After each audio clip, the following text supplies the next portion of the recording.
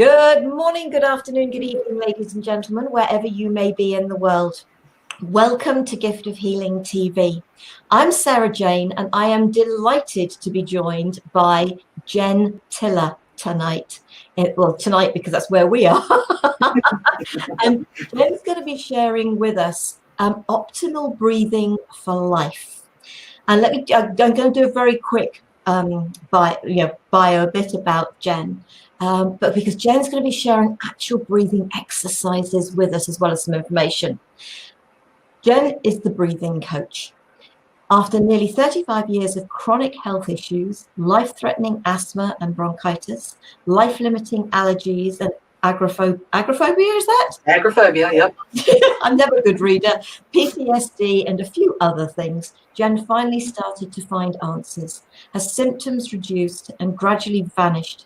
Anything that worked for her, she trained in, and her passion is now empowering others to heal and flourish. And if you would like to read the rest of the little bit of bio we have, it's on our About Us page on giftofhealingtv.com. But the program is important tonight. Jen, welcome. Thank you for joining us on the program. It's a delight to be here, Sarah Jane. Hello to everybody who is watching live, in recording, as far in the future as you can reach us. Welcome. And it's a real pleasure to have you here. So let's start with, yes, we're all breathing. But is there good breathing and bad breathing? Actually, yes. Like so many things, we're on a broad scale. So optimal breathing, which is what I tend to label it, is breathing that is ideal for what you're doing and has a long-term positive impact on your health.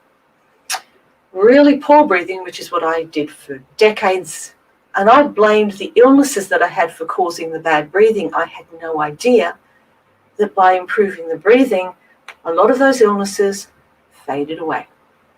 Now, I'm not saying it's a fix for everything, but everybody's breathing. We all need oxygen, and how comfortably you can engage the body with the mind through the breathing makes a massive difference to one's health.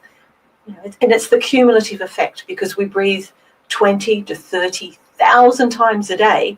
So that's a lot of opportunities to either feel better, maintain the status quo, or put more pressure on the system.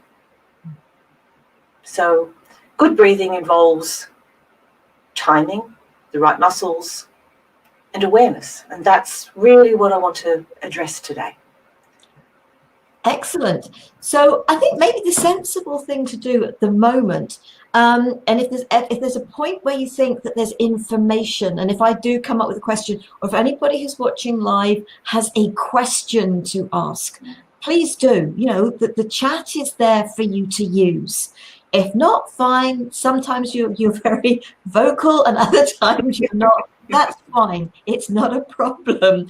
But obviously, if you've got a question, then please ask. So would you like to go in slightly deeper on the bad breathing? So I think we get a sense of I think if we start with the negative. We move into the positive. Absolutely. Let's do that. Okay.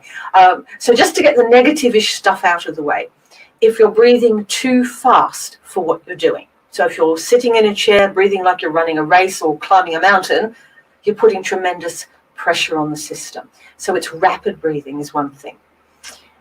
Shallow breathing up into the high chest, because we're going to explore that as almost the first thing, because our lungs are down here, and if you're waving your shoulders in the breeze, guess what? You're probably breathing more than you need to. And it's like, I bet everybody here has had a go at blowing up too many balloons and feeling awful. And that's really what overbreathing is. That's the basic medical experience of hyperventilation syndrome, is you're breathing too rapidly, you're blowing up too many balloons virtually, so you're losing too much carbon dioxide. And when you do that, the system goes on overload. We can all do it for a little while and it's okay, but if you do it as a habit, the body is impacted in the immune system, the biochemistry shifts. And if you're somebody with the genetic ability to protect yourself by closing airways down to stop yourself doing it, that's kind of where things like asthma and allergy type things come up, because it's the body being a bit overprotective. So we're going to look at which muscles we're using to breathe correctly, the speed. Are you using your nose or your mouth? There's a whole bunch of science around that. If you're mouth breathing, you'll end up with teeth like mine. Not good. I don't like looking at my teeth, but this is a very important thing to, if kids are mouth breathing, their tongue sits in a different place as they're developing the jaw and the teeth positions. So it can have an impact on facial structure. Believe it or not, this face is a lot better than it was once I started to learn to nose breathe, because the plates around the face and the skull can adjust a little bit.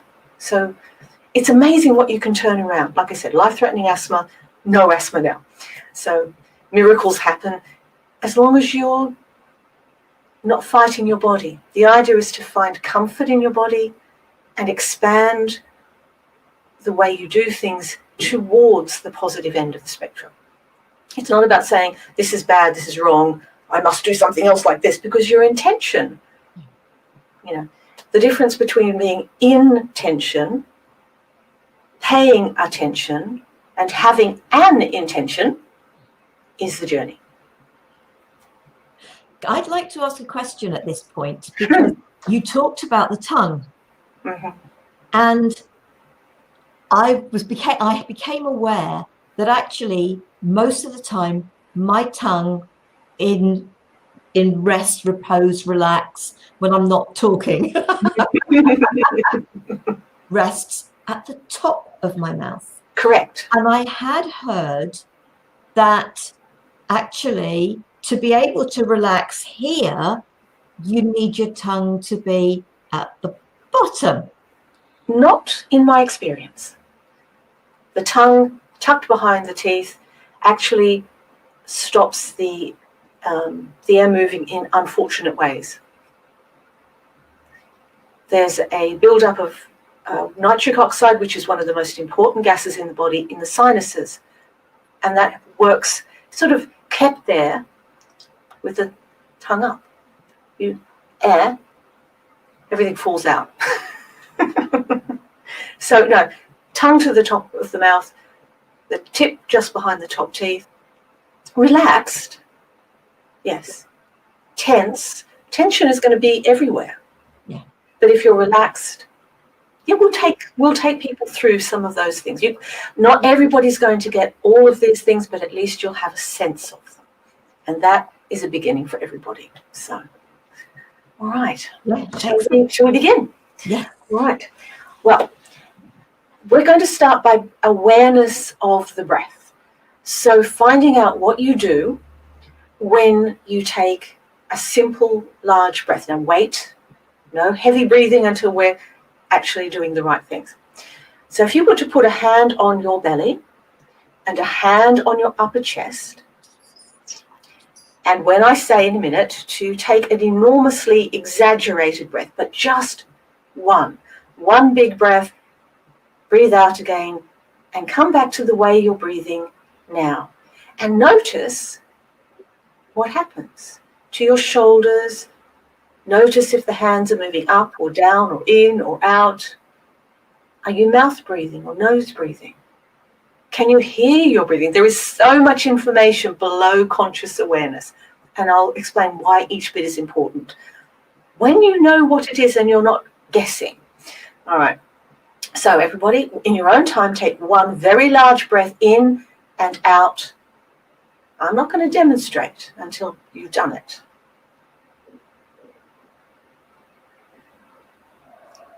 All right. So for some of you, you will have breathed in maybe through the nose and then out through the mouth. You may have lifted your shoulders and you think, I'm taking a big deep breath in here, and you're waving your shoulders in the breeze, but pulling your tummy in and locking everything off. And you might have felt tension down your back or in your chest. Or you might have kept your shoulders soft and still, I'm going to just turn sideways, expanding into the belly to make room for the air to drop to the bottom of the lungs, and then breathing out softly by bringing the muscles back towards the spine through the nose. At the basic level, that's really the simple, good breathing. So if you want to have another little go at simply taking a large breath, but making it slow into the belly, and bringing it back towards the spine as you breathe out.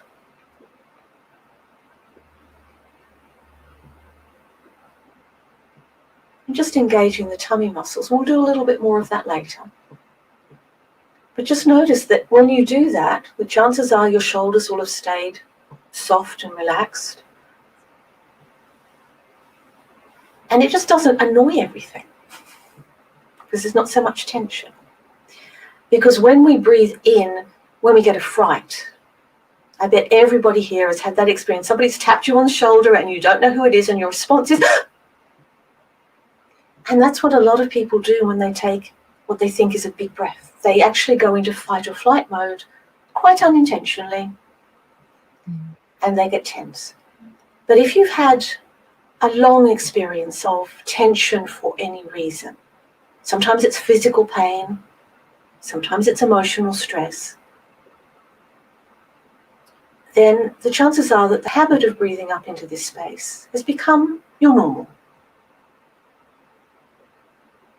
But even yoga teachers sometimes are really good at breathing well and low and slow in a yoga class, but they don't necessarily take it all out into the world. So one of the simplest things we can do is to get the nose breathing adjusted beautifully. Now, this is the simplest exercise you're ever going to do for most people. So it's finger underneath the nose, just across the top lip, not bang up underneath there. We're not doing the Hitler mustache. So softly close your lips as much as you possibly can, completely if you can. Ignore the fact that my lips are flapping because I'm talking. And I want you to pay attention to the flow of air over your finger as you breathe out. And just get a sense of how long it takes. Does it feel warm or cool? Is it sharp or delicate? Or is it like a mini tornado over the top? Your experience will be your own. But just pay attention for a few moments, a few breaths, and stay with that. Pay attention to the top of the finger, that's it.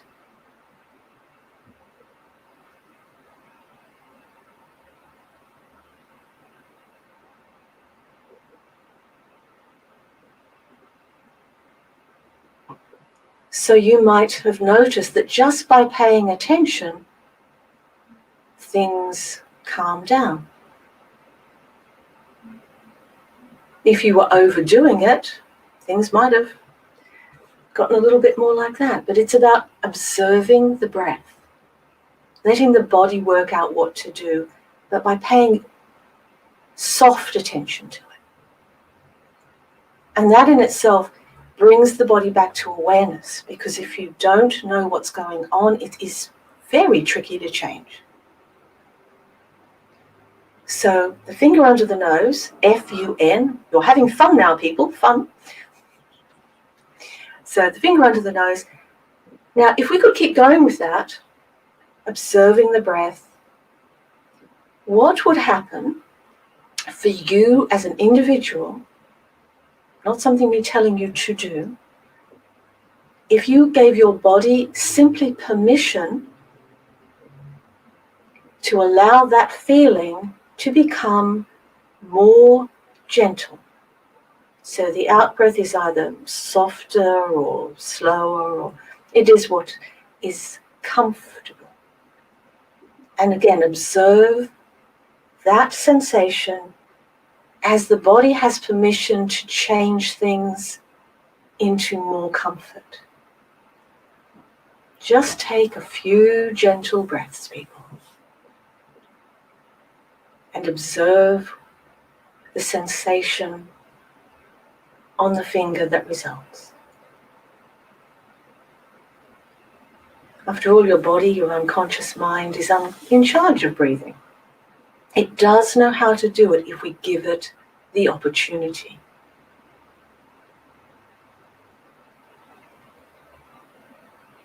And notice that as that breath slows, things in your body will have naturally changed to create that. So whether you're noticing that your shoulders are softer, or the breath cycle has slowed down a little bit, or there are just some muscles that are a little bit happier. It's very simple, but it's so effective. And the nice thing is you can do this absolutely anywhere, because, well, probably not, we've got two hands on the steering wheel, but any moment where you've got a little bit of time, because you can just sit there listening to somebody, and you can't do this, but you could just go, that's interesting. And you just look like you're thinking or observing. So it's a sneaky way of bringing your breathing back to deep calm in a position where you might otherwise have been a bit triggered by the other person or the situation. And it is about choosing how you engage with your life. So as a simple process, that is a really great start. Now, let's come back to what we did before, and let's see if we can engage. I think you'll probably notice your shoulders are already a little bit softer. So as they're less tense, these muscles will get more engaged because we've got the diaphragm along underneath our rib cage, and that needs to go down and out a little wider to bring air to the bottom of the lungs. But if you're locking off like this because you're tense, you're going to be breathing up here, and there's not as much air sac, oxygen exchange past about here. Okay? But if you use the tummy muscles like a bellows, the belly bellows, you make room for a breath and it draws air into the bottom, and you bring the muscles slowly back to the spine and it pushes the air out. And the next thing your body wants to do is let go here. So you're breathing in, using the muscles. Now for some of us, you may not have, I know for years I didn't use my tummy muscles at all for anything, and it was a whole new world getting these muscles to talk to me. So it's okay if you don't get it straight away, it's worth experimenting. Maybe later you could put, if you lie down and you have a book on your belly, and you can practice just pushing the book up and down. That works just fine, but it is all about expand to bring the air in, contract gently and softly to breathe out. Just checking in with yourself a few times a day will reset things, because you want to retrain your body to have really good breathing all the time. So we've looked at breathing through the nose, we've looked at tummy breathing, but I was talking about optimal breathing for life. I don't imagine you're planning to sit on a chair for the rest of your days. Not if I can help it. You never struck me as somebody who just sits there. Okay. So if you want to be moving and using the breath well, one of the things that I often get people to do, I'm not sure if I'm going to vanish out of the top of the screen when I do this, I'm going to stand up, but I would like the people observing to simply do this action of standing up and noticing how they breathe when they do it and how much effort it is, because it's a bit of a leverage thing. It's a bit of a push me, pull exercise. So when you stand up, this is your normal, of course, just notice, are you breathing in or out? Are you making huge movements in any direction to get up? And how much effort is the whole thing? Okay, so when you're ready, rise out of your chairs, people. Oop. Yep, we're all vanishing.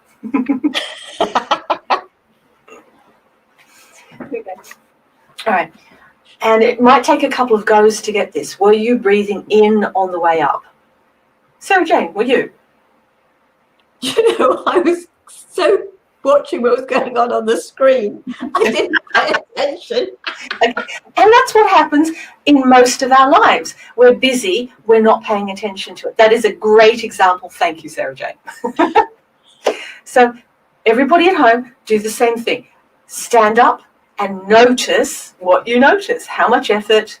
How are you breathing? And once you stood up, what are the shoulders doing? What's your posture like? Okay. Now, having observed whatever you observed, because there's no right or wrong in practical terms, because if you observe, you've done something useful. However, if you want to relax your body, part of the breath cycle, as you move, the trick is to breathe out and rest the breath. Remember we said the in-breath was the fright? But if you breathe out, you go into relaxation, the parasympathetic nervous system. And if you stay in that space, so you've breathed out and you rest the breath for even a couple of moments, little tiny miracles start to happen. So can I request of all of those watching that you breathe out slowly through your nose and then rest the breath even for a couple of moments. And do breathe in again. Very important. If you can remember to do that with your tummy muscles, but that might be just a little bit pat your head and rub your tummy territory. So let's come back to simply breathing through the nose, breathing out, and resting the breath. And breathing in your own time, gently, softly. And as you breathe out and rest the breath, observe what happens in your mind first. You will probably notice that literally it's as if busy brain has just shut down for a few moments. And you can still think, however, the whole process is more even and balanced and calm. Literally, both halves of the brain seem to be firing more equally. And again, you're turning off fight or flight. So the system just comes back into peace and balance, which is really useful. But how does that apply to moving? Remember we stood up a little while ago? Let's explore what changes when we breathe out and stand up in the pause and then breathe in. Okay. Have a go, people. I'm going to demonstrate, but I want you to do it your way because everybody's unique. So it's breathe out and breathe in.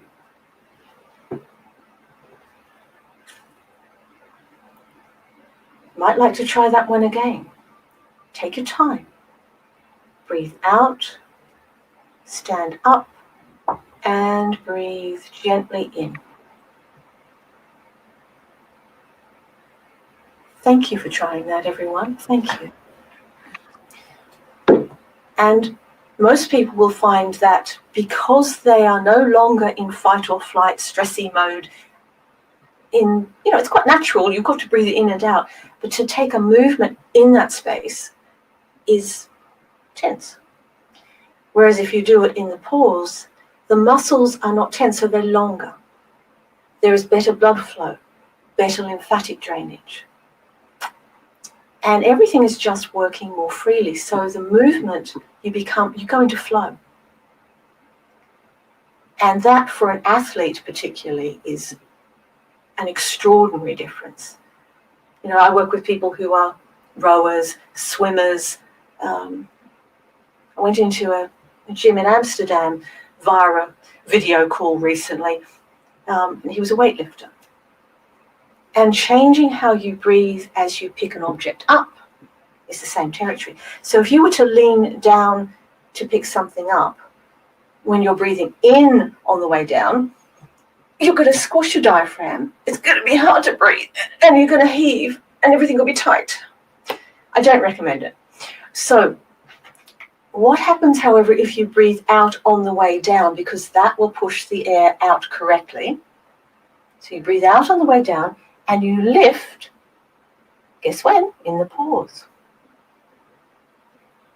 And like the standing up exercise, it literally feels like whatever you pick up is lighter, whether it's your body weight, an object, a beloved child, or you're heaving furniture around the place. Okay. It is still find a rhythm for the breath that works, but apply, breathe out, rest the breath, breathe in. Walking up a flight of stairs, start in the pause. You might find you can jog upstairs quite rapidly in the pause, where you would be hauling yourself up one step at a time, because you'd be taking more breaths. You breathe in heavy, you breathe out heavy, and by the time you get to the top, you go, right? Whereas if you change the breathing pattern just even a little bit, and you're still using here, and you're taking a couple of steps at least in the pause, everything gets easier. I was working with a gentleman of 87 years old yesterday. 87. His daughter had called me. She knew me and my work. She'd already had some breathing sessions with me. And her dad had chronic obstructive pulmonary disorder, one of those lovely acronyms. And he really thought that his hefty, difficult breathing, well, that was normal. And when his daughter said, well, you could breathe better, Dad,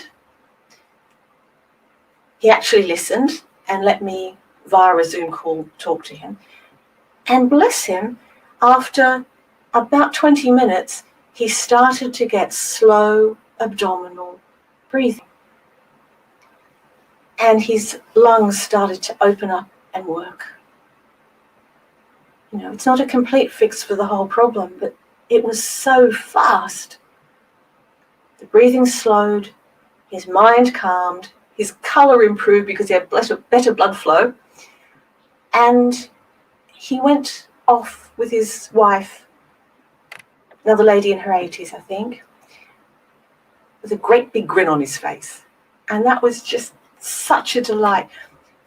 Over the years I've taught medical staff, I've worked with well over 1,000 people, but it never stops being a joy to watch somebody calm down, relax, get their posture back to where it needs to be instead of this thing. Yeah.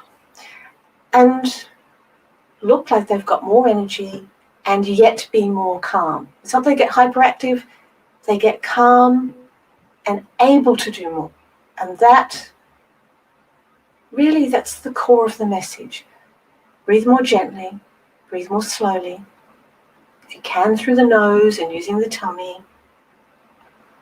And love your body into wellness by connecting with it and paying attention. That's kind of the core of the message. Have you got any questions, Sarah Jane, that I failed to cover in getting thrilled and excited about what we were talking about? Really, all I would say was, after our initial conversation, when we decided you were going to come on and join us and share, you had shared with me about that standing up in the pause. Yes. And yes, the pause is something I had become aware of, but I wasn't aware of it, if you know what I mean, because of the deep breathing that I do for doing the sound and the toning. Yes. And when you said, oh, can you do that bit? And it was just like, well, yeah, actually, I find it more comfortable to hold my breath on the out breath than on holding a deep in breath. Exactly. And it's way more comfortable. Mm-hmm. Personally, and that was something I was already aware of, but not understanding the other aspects. And that standing up, and I said to you, I sort of like almost do a sit up to get out of bed in the morning. And so when I remember, and obviously it's that training, isn't it? It's that it becomes an automatic routine to sit up on that pause of the out breath. But when I do the sit up on the pause of the out breath, it is so much easier. It certainly is. And I don't know whether I'm actually doing what I should be doing, but the guest I've got coming on next week, and he was showing me a little exercise which is lying flat on the bed, and then sort of raising your feet, raising your body and your arms. And I thought, okay, fine, I will try that, and doing it in the pause of the out breath. Yes. And it's so much easier to do. Well done. You shared this. He then shared that. So he's around next week. So I'm maybe talking about something he'll share next week. I don't know. But but if he does share it next week, he'll show you. So you're not just listening to me to try to describe it. But yeah, when I remember, and I don't always remember, but it's I've got, and you say that going up the stairs, I've got a metal spiral staircase which is a part of an old fire escape. So yeah, and that they're quite steep steps. So I've done little things, and I've thought, oh right, let's try that with this. Yes, it is experimenting that makes the difference. It might take you 3 breaths in the pause to get up the stairs, but that's better than 10 or 12 with every step, which is what a lot of people do. Yeah. And if people are in significant physical pain, lifting themselves out of a chair in the pause, because the muscles aren't tense around the joints and so on, the pain reduction is significant. That is something that I really have seen many, many times. And because people feel like they're moving in flow and they're not fighting their own bodies. Treasure your body. Yeah.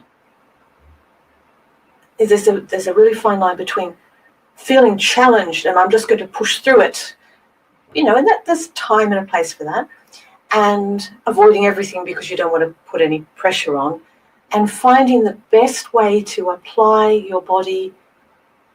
What state is it going to be in? And that movement in the pause is one of the great gifts I have found from the breath work. It stopped my asthma, but the comfort it's given me, I had my gallbladder out a couple of years ago, and I didn't need pain medication afterwards because when I had to sit up, I could do it in the pause.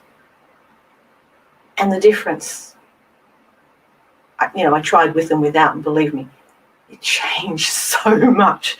So, there are ways to use this. So breathing is a gift of life for life. Go gently with yourselves, please.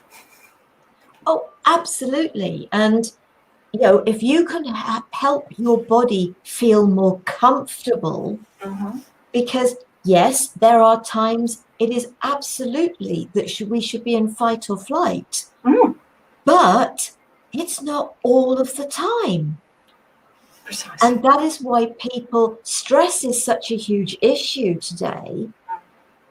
And I suppose if we were all taught how to breathe for our benefit, and breathing is obviously for our benefit, but yeah, how you breathe for your benefit is the thing.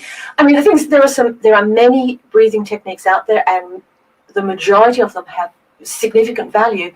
But if you don't have a baseline of how to get back to deep calm at will, then it's very hard to apply them effectively. And that's the problem. Modern life, people are, on average, rather more stressed than they used to be.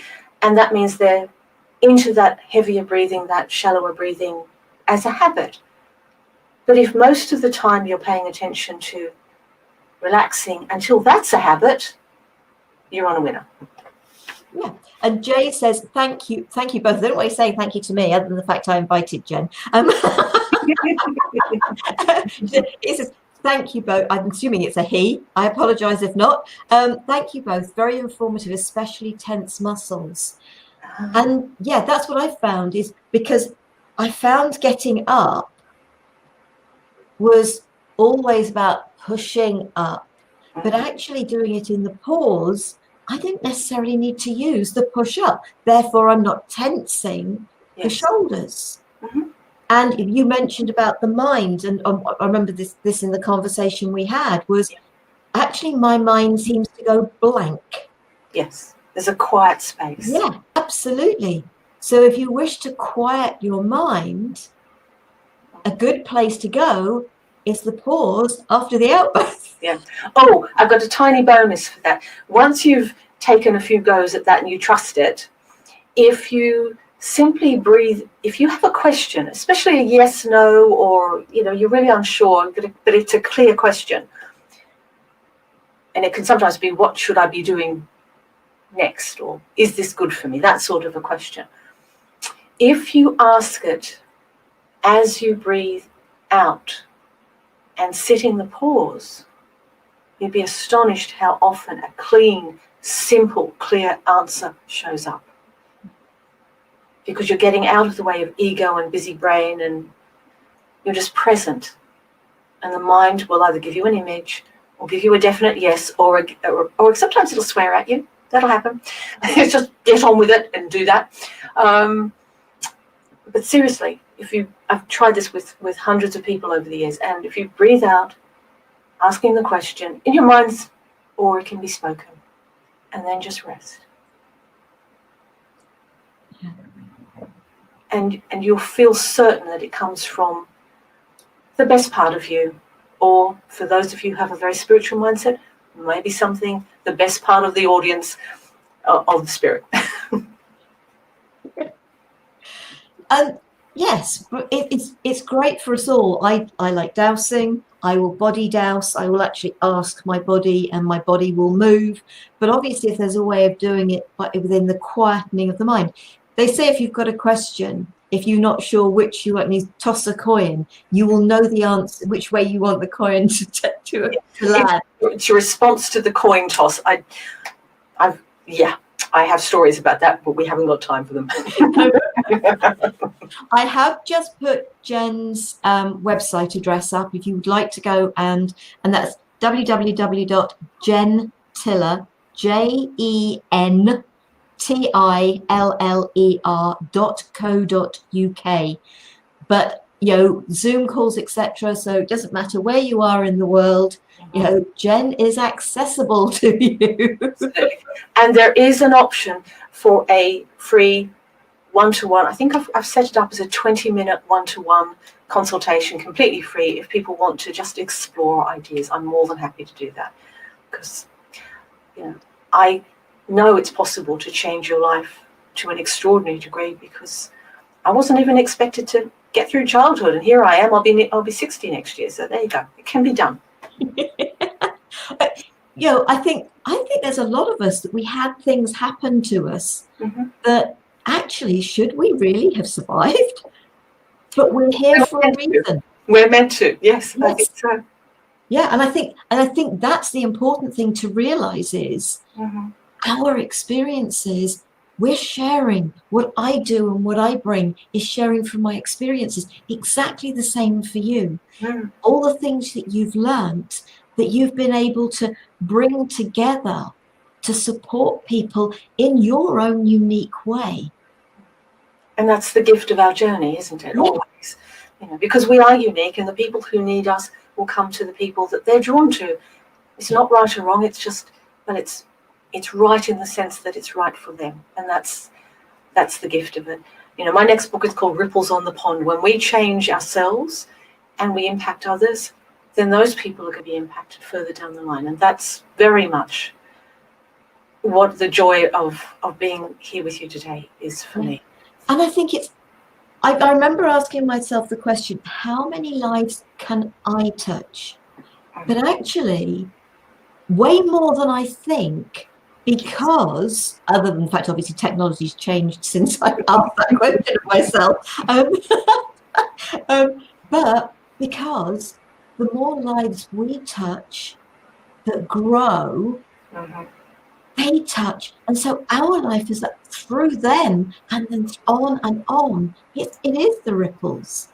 Yes. And if for whatever reason Jen doesn't resonate or I don't resonate, there are people that do things similar that may resonate.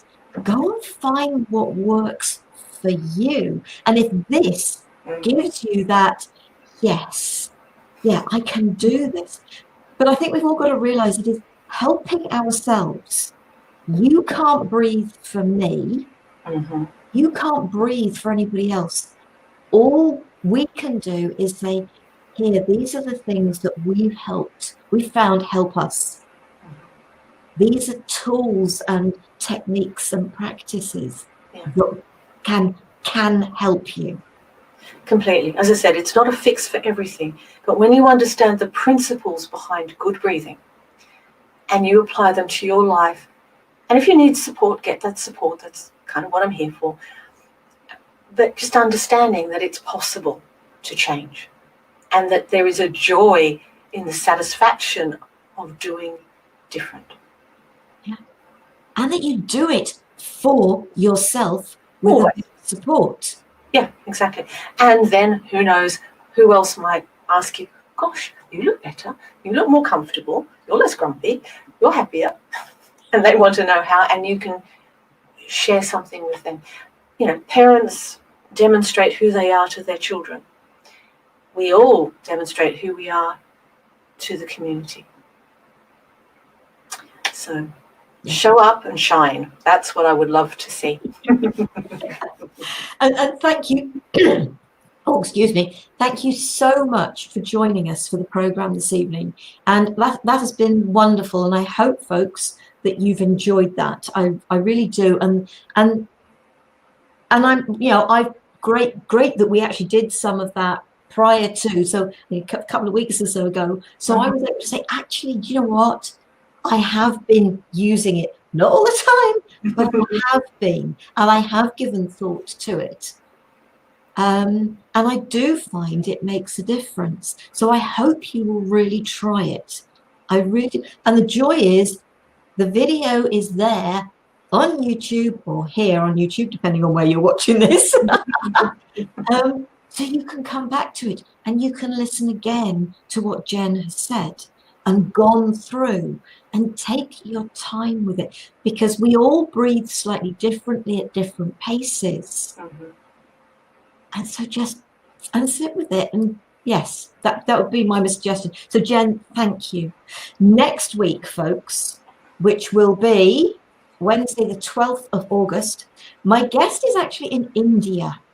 And so my program is going to be at 7:30 a.m. UK time, because it is midday for them. If I did 7:30 p.m., it would be midnight. So I am, and out of respect, the fact that Dr. Benny, as he has said, I can call him, is going to be sharing with us, I'm going to be getting up early, 7:30 a.m. But please sign up. You will get the replay and it will be on the website as well. Dharma and yoga practices for all. So I hope that you will join us for that. In the meantime, Jen, thank you. Have you got any final words before we leave? I don't know. There's no downside to better breathing. You don't have to feel bad to want to feel better. Exactly. And you can be feeling good and think, oh, this might help me feel even better. Precisely. Like I said, I work with athletes. You know, they can be the top end of their game and they can still just go a little bit more. Yes, absolutely. So thank you all for joining us. I hope you will join me again next week. And in the meantime, take care, be safe, stay well. Namaste to you all. Thanks, Jen. See you soon.